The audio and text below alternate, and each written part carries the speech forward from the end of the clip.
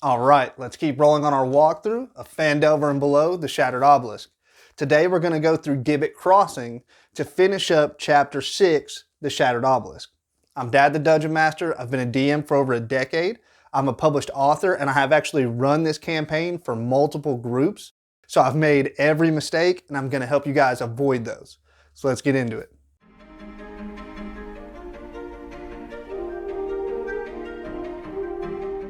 So your characters are on the hunt for the 3 remaining pieces of the Shattered Obelisk. These are the big chunks. The 4 small chunks were already stolen by goblins in an earlier chapter. The book has it set up so you're kind of in a race for these shards with the minions of the 3 Mind Flayers. The book doesn't do a very good job of making it feel like you're actually in a race. Each one of these 3 dungeons basically says, if you fail and retreat, then the other group will come and take the shard. There's never like this rivalry race between the 2. There's some storyline in this dungeon about how the Mind Flayer who is running this dungeon and is trying to get this shard, he was sent to go get the shards, but he's kind of just been worried about building himself a little empire of Grimlocks instead, and he's only recently been like, oh yeah, I gotta get those shards. To me, that weakens the plot because like you weren't even really racing against him. This guy was just goofing off and now he's finally got his head in the game. So what I like to do is use Gibbet Crossing as a way of showing that rivalry, that race. Whether you're doing it first or you're doing it after Talhundereth in the crypt, this is the one where I work in that you're going against another group to try and get these shards. Otherwise, you never really feel that pressure. So the lore behind Gibbet Crossing is that it was an underground trade nexus. There are 3 different groups who were active here. There were Duergar, who had a thriving business making these collapsible cages, which just goes to show you how awful the Underdark is, that the entire economy of this area was based on collapsible cages. The Svirfneblin mined Mithral in the area, and the Duergar came to rely on that Mithral to make strong and light cages.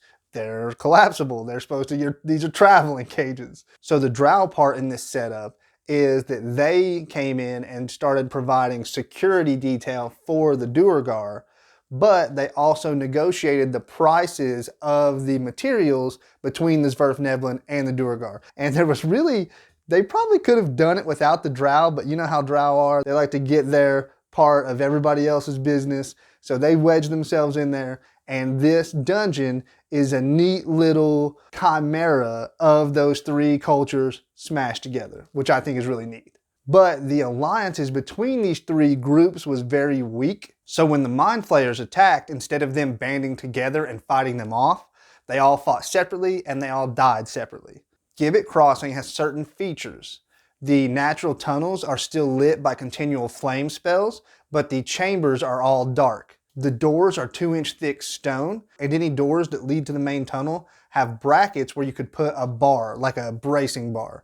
They are all missing except for the one that leads to T11, which is the tunnel to Talhundereth. The book says the ceiling in the Svirfneblin areas are 9 feet high, and everywhere else they're 10 feet high, which only makes sense if you're mechanically trying to make the area too small for a creature in D&D that takes up 10 by 10 feet. So what I do is I just say that they're 5 feet high. The Svirfneblin area, no Svirfneblin is ever going to get taller than 5 feet, so they don't need more than 5 feet. It serves the same purpose, but it makes a lot more sense. Area G1 is the surface entrance. This is where you would arrive if you came here first from the surface instead of coming from Talhundereth. It's basically a big empty room just for you to land in. There are 3 doors, a single door to the east which leads to a storeroom, a double door to the south, which has the word toil in Dwarvish repeated above it, and then a door to the west that is marked with a red X. But apparently the X is supposed to mean a path to a safe exit, which is like a Duergar symbol. But obviously your players are probably going to think, hey, don't go in there. So some parties will probably leave this door alone and trust the warning. Some parties will be skeptical and immediately want to check what's behind the door. I would say that has happened more than the other. There's red X's on a couple of doors. I'll talk about it more in a minute. Area G2 is a storeroom. It's filled with iron bars that the Duergar abandoned once they started getting Mithral from the Svirfneblin. All the bars are badly rusted and they are worthless. The book says that if you're a dwarf or you're proficient in history, you can identify markings on the bars that show that they're of Duergar make. You can also tell that it's from a Duergar clan that was eradicated by Mind Flayers decades ago. I see why they did it this way because it's information they want to make sure the party gets, but I like to let people be good at what they're supposed to be good at. One of your main purposes as a dungeon master is to make your players feel like heroes. So if you have a person in your party that's trained with thieves' tools, you give them locked doors. If you have a person in your party that's great at combat, you give them monsters to slay. And if you have a character in your party that's very intelligent and trained in history, they want to use that ability, so give them the chance to roll their history and get this lore. Like you'll see doors where it's like, if you have a strength of this, you automatically succeed. I would rather roll than just give it to them. I like to make it so anybody can roll a history check, but they have advantage if they're a dwarf. I like to even give the specific name of the clan because players that have proficiency in history want to know that stuff. Area G3 is the cage workshop. In here, there's a bunch of tools and pieces of cages, and you even see one fully assembled cage. They come with either spikes facing outward or spikes facing inward, and they have been designed with clever hinges to make them collapse into be a much smaller, much easier transported device. In here, there are 4 feral Ashen Whites.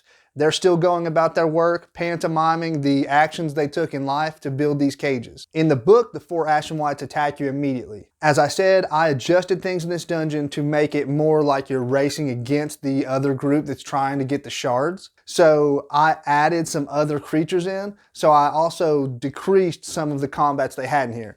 And I thought it was a little soon in the dungeon. You haven't really done anything yet. You literally walk through maybe 2 doors and all of a sudden you get attacked. I like to have combats matter. I like there to be unique scenarios. I'm not saying that these Ashen Whites aren't cool and that the room with the cages isn't a cool place to fight. I just had other plans. So I let the Ashen Whites just continue at their work. They go about their business and the party can kind of see what they're up to. And it kind of explains the whole collapsible cage thing when you see what they're doing. Unless the party specifically attacks one of them and then all of the Ashen Whites fight to defend themselves. What I do is, as they come in this door, I have the other door like flapping closed to look basically like somebody just left, like they heard them coming through and ran out the door in front of them, so that they get the feeling that somebody else knows that they're here. And they should be worried about that other group chasing the shards, so hopefully they start to put 2 and 2 together. There is one fully assembled cage here sized for medium creatures. It has inward facing spikes. With 1 minute of effort, it can be folded down to a manageable size, and it weighs 50 pounds.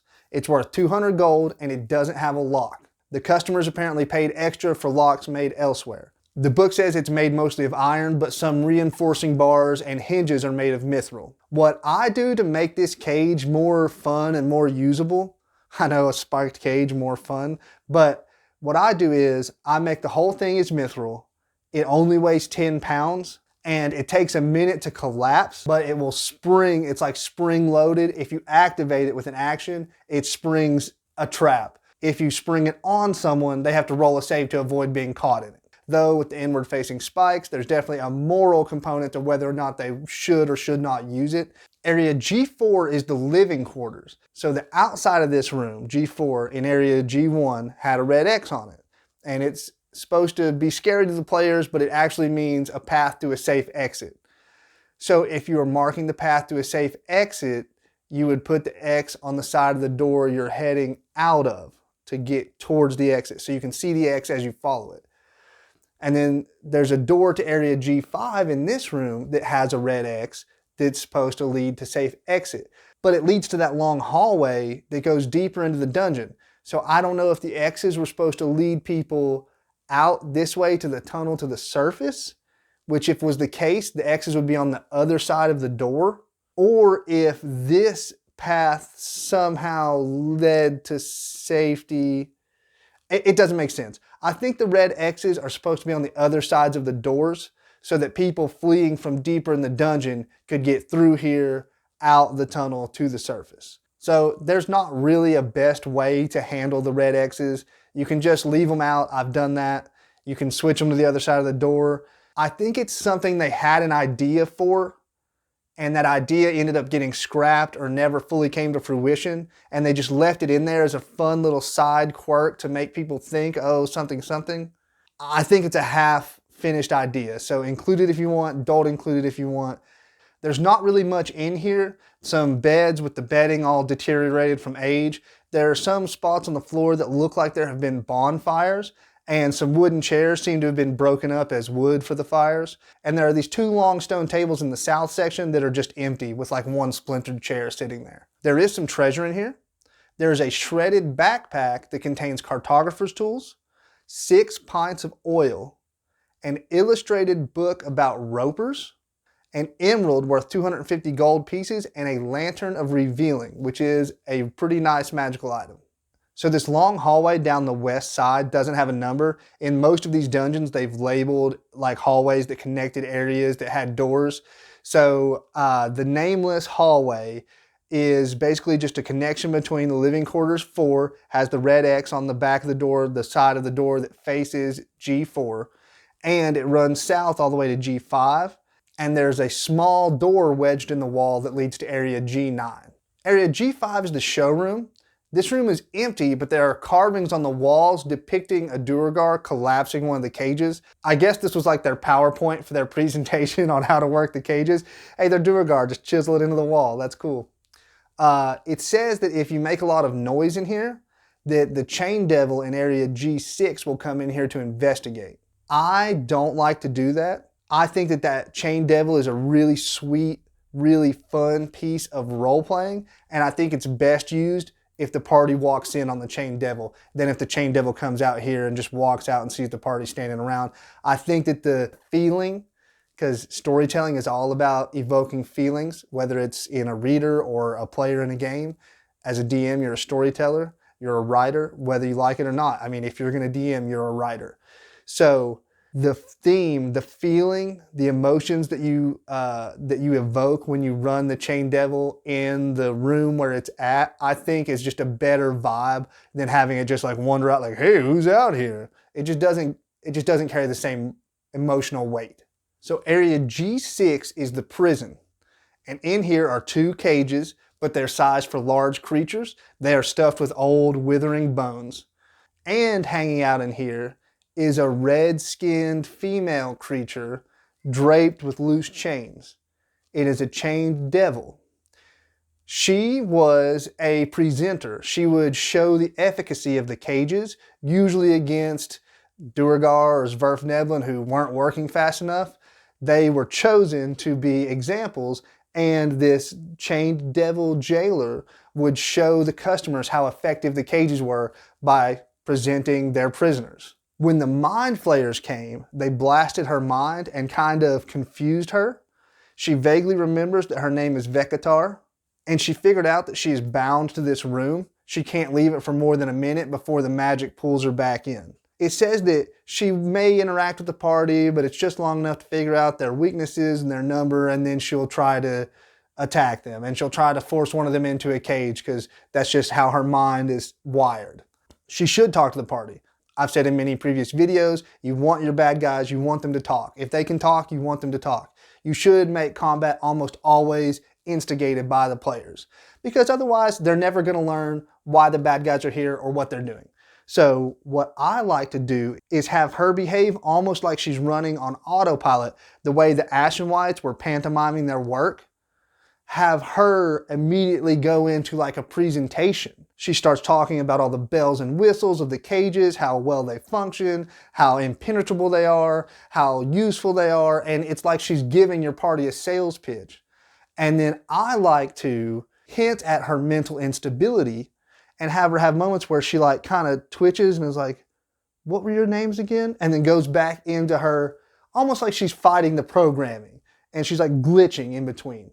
So the party gets this idea that this was what she was, but there's something wrong with her. She's not all there. Obviously, she's a devil, so most parties are going to be like, hey, let's just take her out.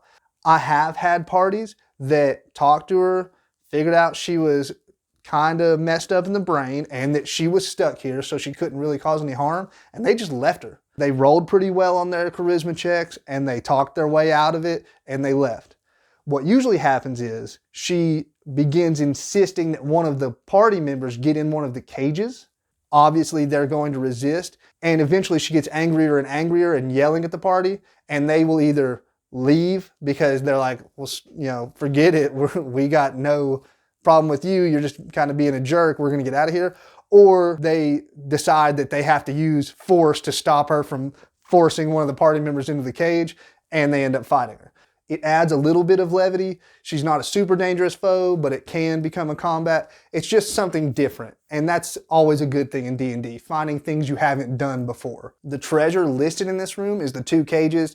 They're sized for large creatures, so instead of being 200 pounds, they're 500 pounds. I usually don't make these the same like super lightweight, collapsible, useful item that I do with the smaller one, just because that would become a hassle for me to deal with. So I just give them the 1 small cage, weighs 10 pounds, fully collapses. You can spring it on people. These 2 are too big to be reasonably carried around. They are worth 400 gold pieces each. Area G7 is called the stairs to the flooded passage. That's literally all it is. It's just stairs that connect this area up above, these 2 doors, and this water down the stairs. Funny that they gave this a letter and not that long hallway on the west, because I feel like it's more important, but whatever. You got stairs that go down into water. Area G8 is the intersection. It's basically the center point of this whole map. In this room, there's like a faint echo of the bustling marketplace that once inhabited these halls. So your party will occasionally hear like the bustling of a crowd or the clanging of metal, as if the echoes of the people who did business here still linger. There is a Grick alpha hiding among the stalactites on the eastern side. The book says it's a DC 15 perception check to notice the Grick alpha, and once he's noticed, he attacks. While I like this Grick alpha's stats, I change it to a Grell alpha because they've got the brain and the tentacles, and it's a Mind Flayer running this area, and I kind of wanted, instead of it just being a random monster that's chosen to inhabit this area and they've left it there, I want it to all be part of the same group that is quickly trying to explore and find that missing piece of the shard.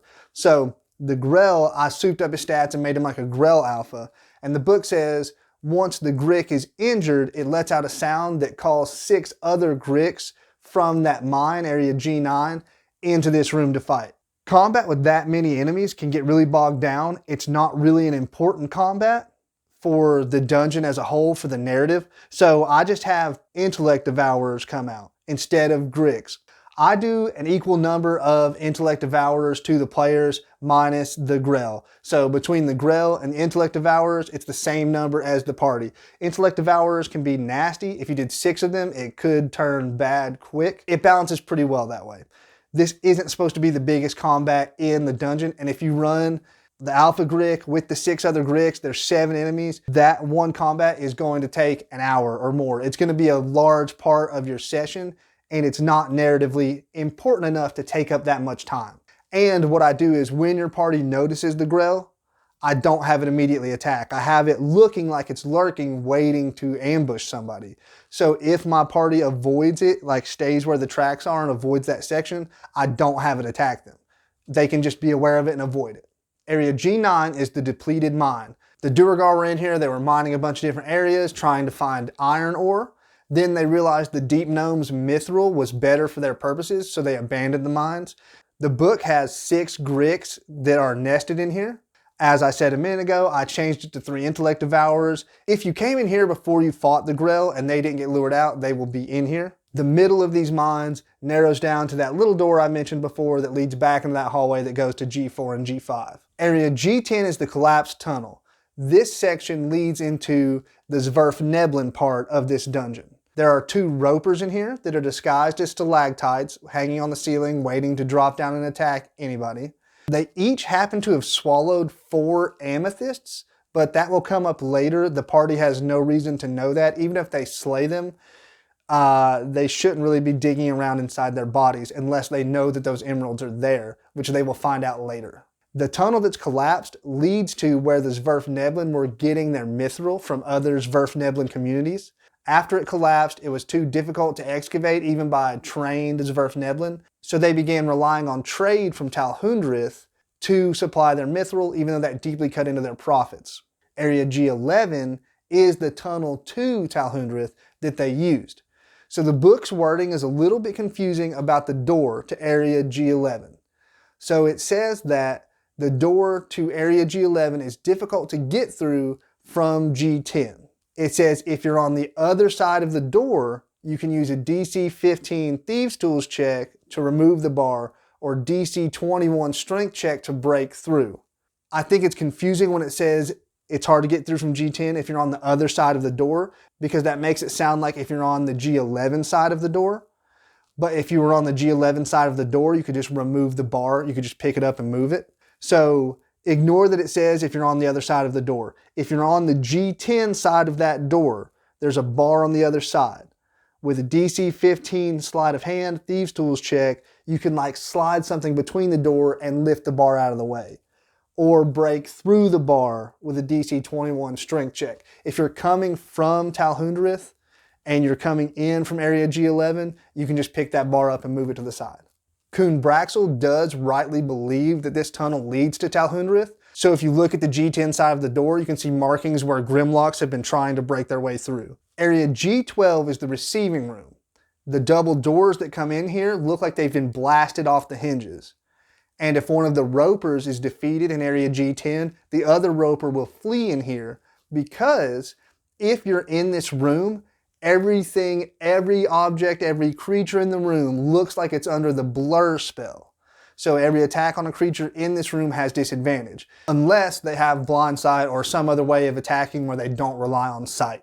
When the Mind Flayer burst in, the Svirfneblin apparently cast Blur as a last-ditch effort, and the combined casting with their desperation attached a permanent Blur spell to this room. I think that's super cool. I wish there was a better enemy to fight in here than just a roper, but it is a neat room. One of the things I like to do with this room is whenever my party gets done fighting the other roper and everything's blurry and they're walking around checking, as they move down towards that door to the south, I say that one of them notices something that was in the room and it's blurry, so you don't really get a good look at anything.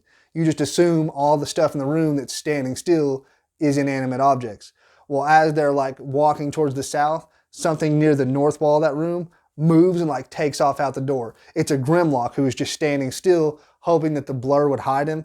And I don't necessarily ask my players to roll perception. I kind of get away with a little narrative protection on this Grimlock hiding, because he's gonna roll with advantage because the blur, and he's standing perfectly still. If somebody specifically searched the room and took the time to investigate and roll, and if they rolled high enough, I would let them find him just hiding there in plain sight. It's a fun little almost like horror movie moment where you think everything's normal and then something that was just in the background moves and becomes a part of the foreground all of a sudden. Every party I've done this with has chased that guy down. Some immediately used lethal force against him. A couple of parties caught him, interrogated him, and they found out that he's part of this group that's here searching for this obelisk fragment at the same time that you are, to get that pressure of we're in a race. If this is before the other two, that works even better, because it's the first one like, oh man, these guys are right here with us, we gotta get going.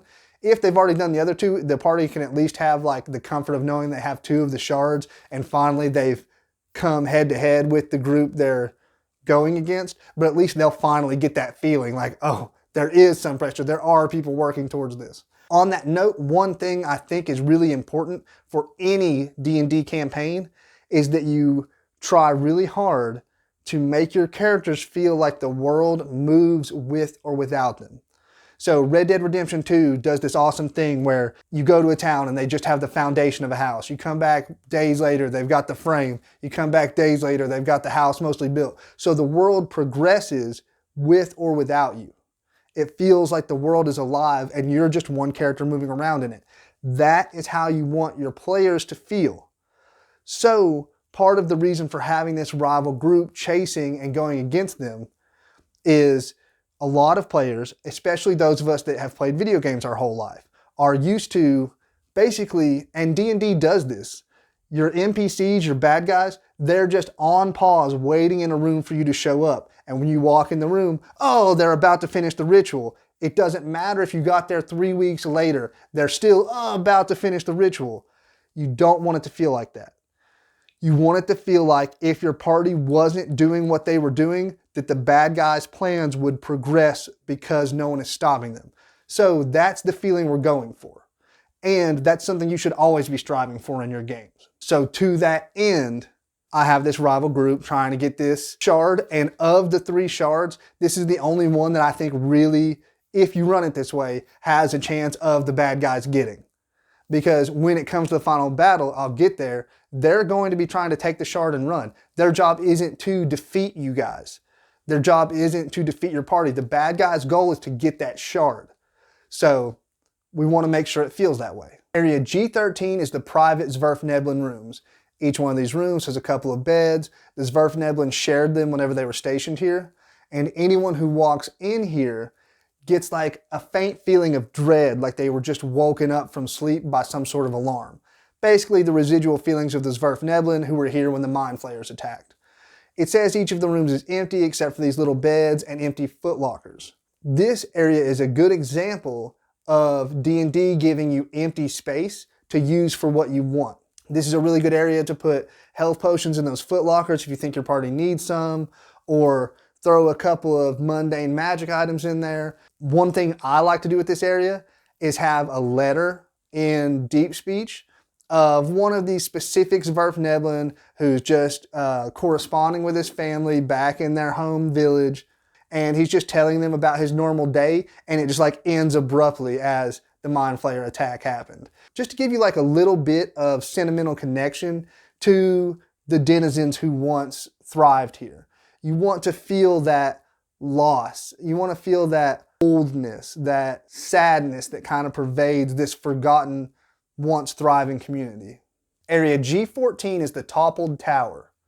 This is a really interesting room, and that tower is kind of the linchpin to a lot of this dungeon. So there is a Xorn in here named Zachor and 2 earth elementals, and they are discussing in Terran this strange tower that seems to be jutting through the wall. It is a modified version of Darren's instant fortress called the Mudslick Tower. Svirfneblin got it from some enemies deeper in the Underdark. They brought it here. They didn't know what it was. Whenever the obelisk was brought here, its strange magic caused the Mudslick Tower to spring into action, and it became a tower shoving its way through this wall. Xorn is interested in the tower. He has spent a lot of time around gnomes, so he knows Terran, which is the earth elemental language, but he also knows Undercommon and Gnomish. I like to have these social interactions. I think roleplay is a crucial part of any D&D game, and it can be just as much a challenge as any combat, but it requires a little more cleverness usually. So if your party doesn't speak Undercommon or Gnomish, I would let Xorn be able to speak Common. It may not make a ton of narrative sense for him to be able to speak Common, but this is too fun of an interaction to just ignore it because your party didn't pick the right languages. So Xorn and his rock mate came here a long time ago searching for delicious amethysts. His rock mate was a greedy jerk and ate all the amethysts, even though Xorn was very clear that he wanted some of them. So his rock mate then wandered out of this enclave and was killed and eaten by the Ropers. So those amethysts I mentioned in the Roper's stomach earlier are from Xorn's dead rock mate. So Xorn, when you talk to him, the book doesn't do a great job of explaining it, but he will offer the party. He'll be like, hey, you look like sturdy adventurers. You seem stronger than myself. If you will kill these Ropers and recover these amethysts for me, I will let you know a secret about this tower. If your party already killed the Ropers, they can just go back and get the amethyst, or they can just tell Xorn that the amethysts are there, that the Ropers are dead. Or if they killed the Ropers and found the amethysts, they can just hand them over. If they do any of those things, if Xorn ends up with access to the amethysts, he considers it a huge favor. And the book says that he will tell them the activation word for the tower. It is petrification in Terran. And if the party activates the tower, it shrinks back down to its miniature size. The book doesn't specifically explain what I'm about to say. If you read through it and you use logic, this is the only way it makes sense. When the tower collapses, that wall that it's sticking through fills in. It collapses, it blocks itself off. As you go through the dungeon and you read it, you realize that there is no explanation, there is no contingency plan for if you decrease the size of the tower and just walk through that hole. The book ignores that that's a possibility. So using context clues and figuring out the negative space, they don't want you to be able to go through that hole. And there's good reason for that. The dungeon is set up so that you go the other way around, and it's a neat little finish, but if your party can just walk through that hole, it's all ruined. What I do instead of having Xorn tell the party the command word is I have him say that the secret he knows about the tower is if you sprinkle dust from a petrified creature on it, it will also deactivate it. Yes, there is a command word. He doesn't know what it is. That matters because you will find petrified creatures later. So if you find that out, you remember it, you go to this room later in the dungeon and you're like, let's freaking get it. Let's take this petrified dust back and shrink that tower. At that point, they can get the tower. And you still need to have the wall collapse and not let them go through that way. It kind of sucks. I hate that they did it that way, but that's just how it is. It ruins the dungeon if they get through. If none of this works out, if you don't talk to Xorn, if they don't get to the amethyst, if they don't appease him, if they end up fighting these guys, if everything goes wrong and they have no way of discovering about the petrification, and if they don't find the command word later in Area G20, if your party casts Identify on the Mudslick Tower, they learn what it is and they learn its command word. Treasure in here is the tower itself, and there's also a strong box with 1,300 gold pieces in there. It's just kind of a random thing they threw in the treasure section, but if you have a party member with thieves tools, as always, make that strong box locked. Let him have the opportunity to use his thieves tools, make him feel good about being a rogue, and he gets that 1,300 gold for the party. Area G15 is the Duergar Delegates Room. There's a low table with metal scraps that look like hinges. Basically, the Duergar and the Drow would have meetings to negotiate prices, and the meeting room is to the south. This is the room where the Duergar delegates would meet and discuss their plans for the negotiation, the hinges they were going to show off during the negotiation. And there's an archway that leads to the south down some stairs, which is where the negotiations happened. And carved above it in Dwarvish, it says, "Trust no one." Area G16 is the negotiation room. There's this large stone table. The bottom 2 feet of the room are submerged in water. And there are 4 chols, large crab-like creatures that are just hanging out. They've made this area their home. If you want to have the chols there to have this fun like Fallout, mud crab combat moment, that's cool. I like the flavor of that. I like the feeling of it. I've run it with and without them.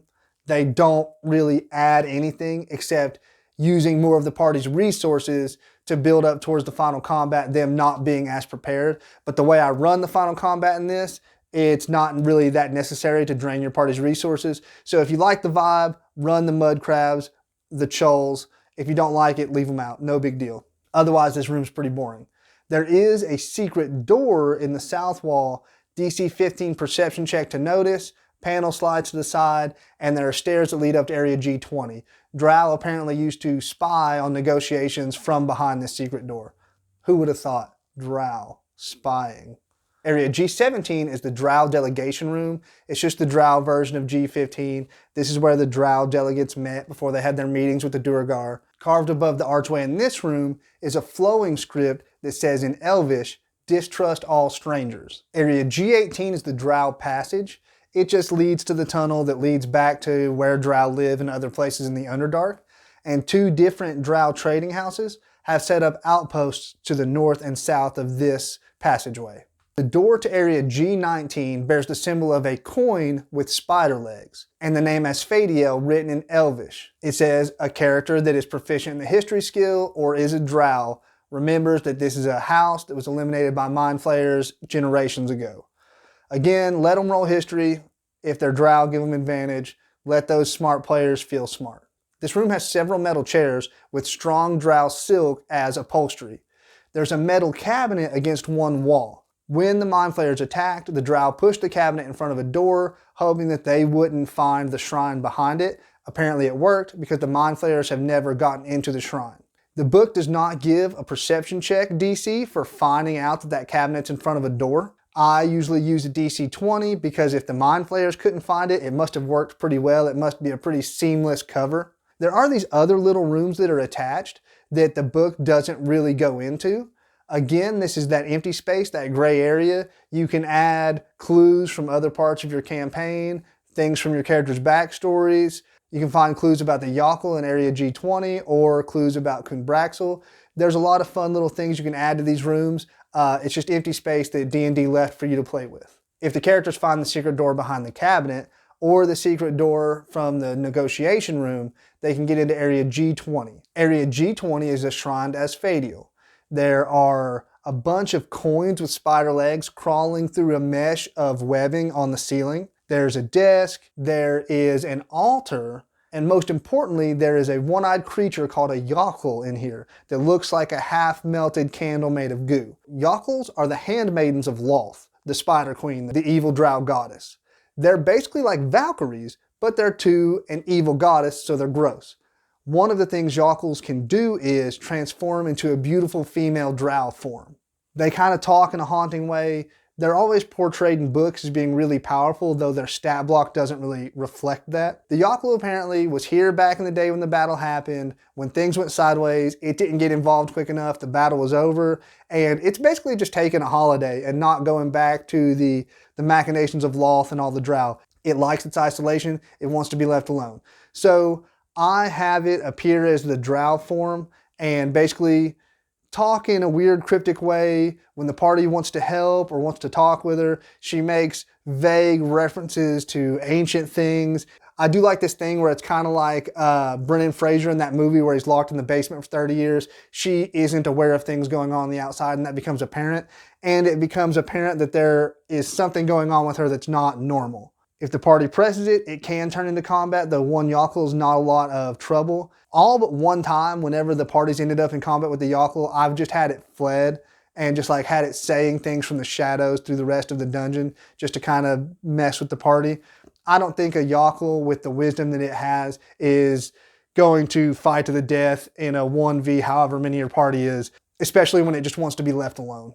If a party member searches the desk for at least 10 minutes, I usually have them roll an investigation check. They can find a bunch of notes of where people were spying on the negotiations, but they will also find reports that the Duergar were trying to find the command word to the Mudslick Tower.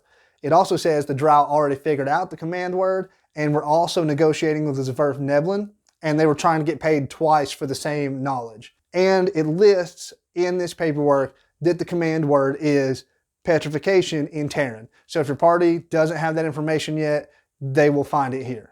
If the gold coin spiders are removed from this room, they become regular coins. There are a total of 80 of them. And on the altar, there's a scroll of freedom of movement. The door to Area G21 has a symbol of a dagger being driven into a metal ingot. And in Elvish, the name Triesteroth. Again, a history check to find out that this is a band of Drow. They were merchants. They were destroyed by Mind Flayers, but some reports say that they had secret, hidden treasures locked away in vaults. In this room, there are 6 statues that are heavily damaged, though very lifelike, pressed against the walls, and there are 5 Grimlocks and 2 Basilisks. The 6 statues are creatures that have been turned to stone by the Basilisks. There are 2 dwarves, a drow, 2 Quagoths, and a basilisk that saw its own reflection. The Grimlocks have damaged each statue in a way that if you removed its petrification, it would immediately die. At this point, you're getting into the heart of the enemy's network. The Grimlocks that are working for him, the basilisks, this is going to be a little bit of a fight. It is one of those instances where you're instantly going to fight who's in here. Your party's going to know that they're getting close to the heart of this operation. Once this battle is over, they can take gravel from the statues. They're going to realize they're petrified people, and they can use that to shrink the Mudslick Tower if they haven't found the command word or shrunk it any other way. Again, there are some empty rooms you can use for creative purposes. And then G22 is called the Moldy Room. Basically, it's just a room for fun. There's brown mold in here. It's turned the top layer of water to ice. It's just a fun way for your party to just step into a room, have a little trap spring on them. Nothing there, just a little trap room. Areas G23 and G24 are the Killing Hall and the Guard Room. The Killing Hall is this hallway that runs around the Guard Room and eventually leads up to the other side of the Mudslick Tower. When you get there, there's 2 Grimlocks that are like attacking the tower, trying to break through. The Mudslick Tower constantly repairs itself with magic, so they're never going to get through. And then the guard room, Kunbraxel, the Mind Flayer who's in charge of all this, is in there with 4 Grimlocks. He's sitting on a stone throne, and on the wall is this really intricate map that depicts the obelisk with the 4 shards from Phandelver that the goblins took, all kind of like situated where they would fit in the obelisk, and 3 larger pieces on the other side. The map shows the Mind Flayers down in some ancient Mind Flayer stronghold called Elithanok, with wavy lines running up to Phandelver, and where the lines touch people, they're mutating and turning into Mind Flayers. It doesn't say how it's depicted, but somehow the party figures out that the people who aren't turned to Mind Flayers die a horrible death. It shows calculations where anywhere from 3 in 10 to 7 out of 10 people are going to be transformed. The book says you can use your discretion, and it can be just Phandelver that's going to be affected, or the whole Sword Coast. It's your choice. Your party learns all the information from the beginning of this chapter in the Sinister Truth and the Ritual. The way that I handle these 2 rooms, the Grimlocks have advantage on perception when it comes to smell, so there's no way your party can get through here without the Grimlocks knowing they're there. So what I've started doing is, instead of just running through this hallway and it being this mundane battle in this dungeon, when they enter the killing hall, Kunbraxel like sends them all into this like psychological hallucination, and the whole world disappears, and it looks like they're stuck in one of those 1970s hippie paintings, and Kunbraxel's appearing and disappearing almost like with blink, but it's really them seeing him through the arrow slits as they move through the hall. And he's also going to be attacking the players through the arrow slits. They can attack him, and the Grimlocks are going to have these crazy appearances where they don't really look like Grimlocks. They look like whatever the character's worst fear is. And it's this kind of like psychedelic, trippy, moving through this illusion instead of just, oh, you run by some arrow slits and then you fight. And as that's going on, if the vault is open, which it probably will be, the Grimlocks are trying to get the shard past the players. Kunbraxel's not really trying to defeat them so much as he's trying to distract them so that his Grimlocks can get the shard out. The way that I do the hallway is I run it like a skills challenge from 4th edition. If the party succeeds on 3 intelligence checks before they fail 3, they see through the illusion quickly enough to see the Grimlocks trying to smuggle the shard out. I let them go until they get 3, but if they have failed 3 before that point, by the time the illusion dissolves, the Grimlocks that are smuggling the shard out are already gone. They can still defeat Kunbraxel, but when they get into the vault, the shard is already missing. They can try and chase after the Grimlocks, follow tracks. I have the Grimlocks run down that Drow tunnel to try and escape. That's up to you. But with this setup, they actually can miss one of the shards. And there's a whole mechanic later in the game for how many of the shards they were able to recover. This is the only one I think that you can really put in jeopardy where that might actually happen. Here's the list of all the stuff Kunbraxel will telepathically shout at the characters during the combat. I think the line as he dies is really important to talk about the Far Realm, that the bad guys know all about the players. And then there's the one about the other shards. What I like to do is if the party already has some of the shards, he thanks the party for saving him the effort and bringing them to him so that he can just gather all 3 right now. I think that's a fun little villainous line. Area G25 is the Drow Vault. There are stacks of coins, jeweled daggers, and obviously the obelisk fragment is in here. As I said, if you moved the Mudslick Tower, Kunbraxel and his Grimlocks are supposed to be in here. If you want to do it that way, that's fine. Either way, there are the remains of 3 Drow thieves in here. They broke in, trying to steal stuff. The Mudslick Tower got activated, and it trapped them. The vault contains coins equaling 7,305 gold, a jeweled dagger worth 200 gold pieces, that I kind of like to slick make Artemis and Trary's dagger. If your party has ever read the Legend of Drizzt books, they'll get a kick out of that. They'll wonder why it's here and how they got it from Artemis. But I think it's a fun little, Artemis's vampiric dagger. You can find stats for it online. It's a neat little item to find. There are 11 jacinths worth 90 gold pieces each, a wand of magic detection, and a Heward's handy haversack. So at that point, your party should have either 1 fragment and level up to level 8, or the 3rd fragment and level up to level 9, or they failed to get the 3rd fragment got away, they still level up to level 9. They know all about the Mind Flayers, their ritual, their hidden stronghold in Elithanok that is hidden somewhere beneath Phandelver. So the next step is for your party to go back to Phandelver, figure out what's going on. Obviously, things are going to be starting to get crazy in Phandelver, but your party's ready to move on to Chapter 7, find the secret tunnel, head down to Elithanok, and at this point is like when the video game would say, there's no save points past here, are you sure you want to do this? Because once they head down there, it's pretty much you're on the downhill slope headed toward the climax of the adventure. If you made it this far, throw me a like. If you want to keep up with this campaign, other campaigns I've done walkthroughs of, current events in D&D, Dungeon Master advice, feel free to subscribe. If you want to support my channel, help me keep making these videos, I have memberships live on my channel. I have a shop. You can get this shirt, this hat, along with a bunch of other D&D accoutrement.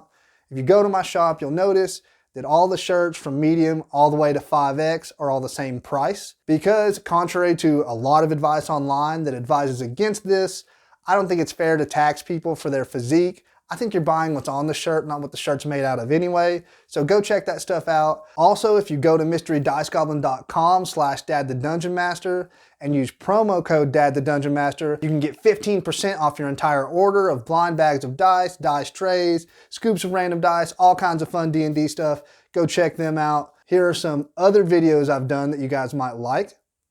Thanks, guys. God bless you.